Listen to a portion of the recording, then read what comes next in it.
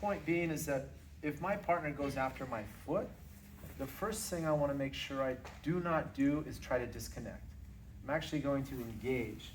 You're going to curl your toes up. They refer to it as putting on the boot and lock my heel, because the mechanics of the straight foot lock always attack the foot itself, the ankle or the tendons. What my partner is trying to do is create extension. I just start to do the foot lock to him, just gently. He engages his hips and he starts to create extension, and my foot will just do that. Mine cracked naturally, but this will crack unnaturally. Yes. So this is the mechanics. It doesn't affect the knee in any way, but even if he's not putting pressure and I try to rip my foot out, I will actually do it to myself.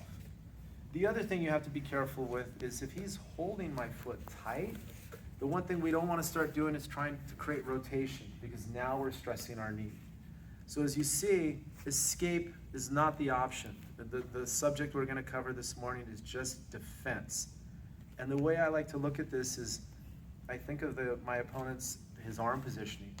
If he wraps my ankle above my heel, he's closer to my calf, that's a clear intent he's going after the foot. If he starts to track his elbow below my heel, that means he's going after my knee. Very important to point this out, because our defense is going to be based on where his elbow is placed. Elbow above is foot. Elbow below is the heel hook, which attacks the knee. So we're going to start first. He's just going to grab the straight foot lock right in here.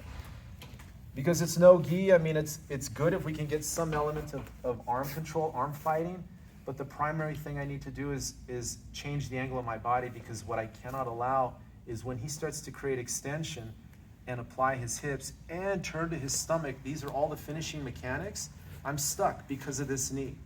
So as soon as he grabs it, what I would prefer you guys do is just block the knee, move your hip out, right here.